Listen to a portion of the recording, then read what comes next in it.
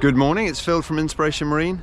We're here on day 2 of the Southampton Boat Show, and it is time to have a tour of the new Hanse 360. So it is 34'9" on the hull and just over 37 with the bowsprit that you can see over my left shoulder. So it's a really accurate description of the boat length in the boat name, which isn't always the case with this size category.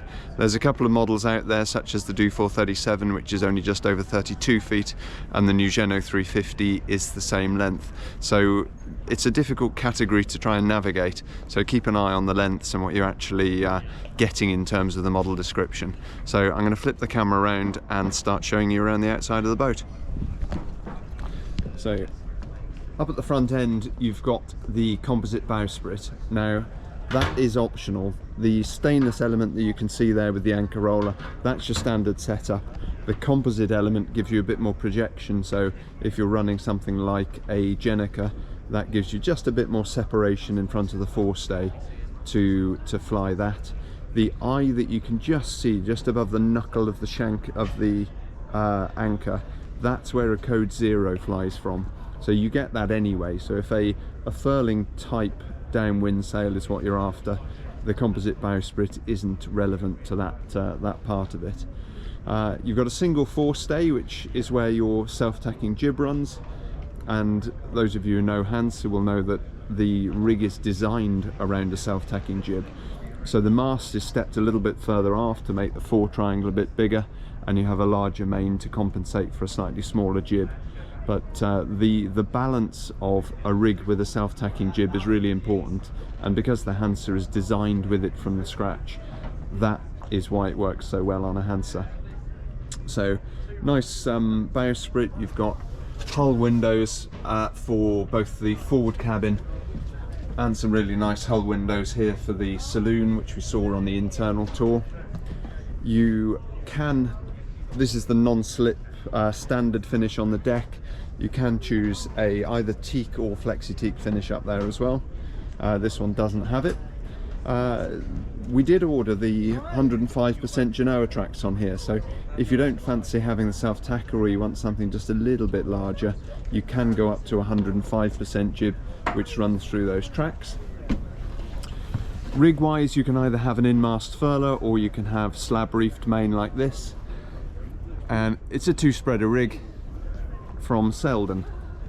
The main sheet's a really clever arrangement. So the two main sheet blocks or fixing points are really outboard. They're about 1.5 meters apart, and then those two Dyneema strops go up to the blocks for the main sheet there. So you actually get a really good control of the main sheet without the faff of the Traveller, which is rather nice. And then you've got outboard shrouds, so the rig's got a really wide, stable base, which is what you find on most boats these days. If you've seen the internal tour, you'll see that these two coach roof windows here in the saloon open outwards, and the top edge of the hatch goes under the eyebrow of the deck there, so you can have those open in the rain, which is really important. And this hatch hidden under here, that old port light hidden under here, that's in the heads, and there's one on the other side, which is the one above the galley as well. One of the options is to have opening side gates, which makes access from the pontoon much easier, and a generally very popular option. And then coming back to the back of the boat, we've got the cockpit. So as per the 410 next door, you've got a nice big bathing platform with an integrated ladder. That ladder folds down, telescopes the steps down into the water, and then the two handles pop up and make a really nice kind of swimming pool style grab rail to lift up. And then you've got that internal step that folds up with the bathing platform to shut the back up when you're ready. Part of the cruising pack is these helm seats, which fold up like that, which give you access into these lockers. So you've got a locker on port and a locker on starboard. They're a good size locker. Behind that box is the heater unit, so you lose a little bit of space when you have the heating system, but you've still got space to put several fenders in there. The central section is access to the autopilot drive and the back of the steering quadrant. It's a twin wheel boat, These particular wheels are the composite wheel upgrade that come as part of the performance pack, which is packaged up with a tri-radial laminate mainsail and jib. The standard wheels are stainless steel with a leather cover on them. So again, another fold-up seat on the starboard side. Gas bottle down here on port, and then your instruments, which are Raymarine i70s and the P70, which is the autopilot, out on the outboard side here. And then over on the starboard side you've got another i70, and if you choose the bow thruster you get a bow thruster control here too.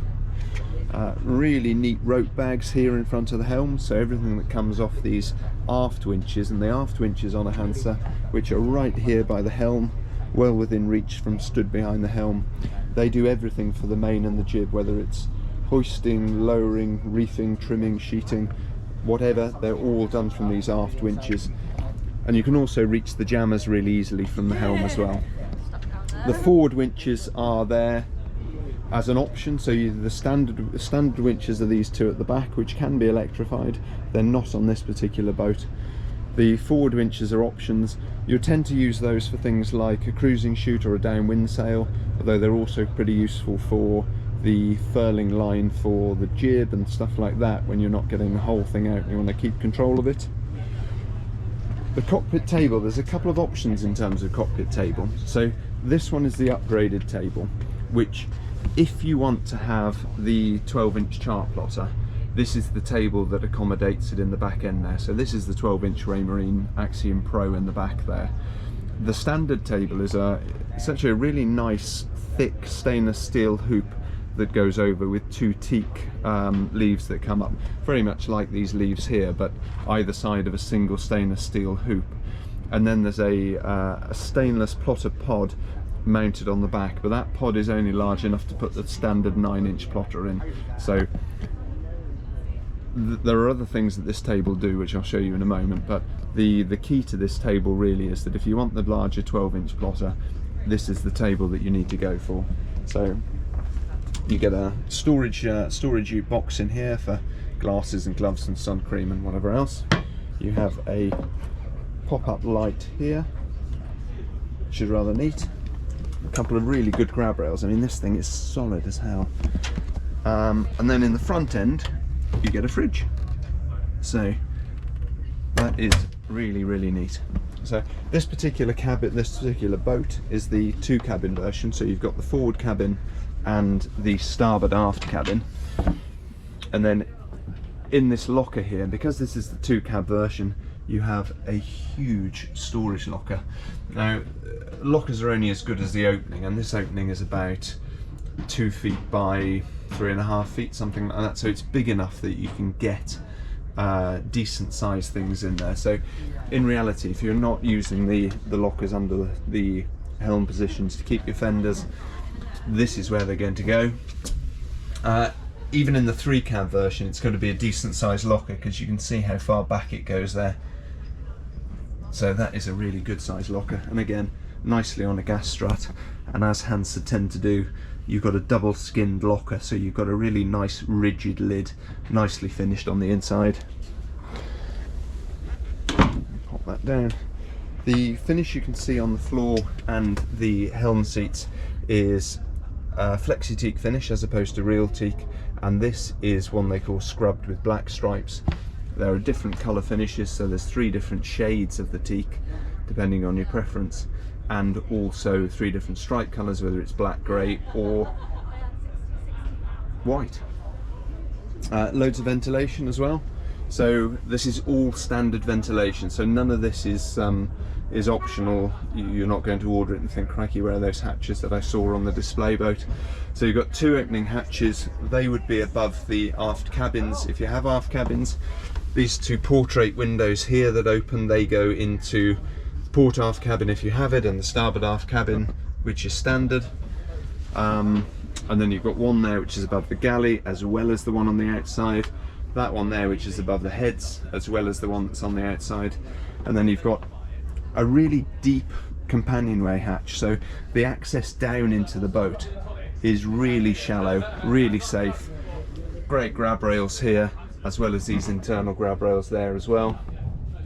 So as soon as you come out of the companionway, you have a couple of pad eyes to clip onto, and then one of the really nice features of this table in particular, and the same on the standard table, is you've got a great footrest to stick your foot against there whilst you're underway with a bit of a heel on. So these are your cockpit cushions. So there very deliberately isn't a cockpit locker on this side, which means there's more headroom in that starboard aft cabin. And then your cockpit cushions, and you can see that the seat actually has a really deep backrest, so it's a comfortable place to sit. So I think that covers it. So thank you very much for enjoying the tour. I hope I've covered everything that I need to from the outside, but get in touch if you think there's any questions and things that I can help with, and thank you for watching.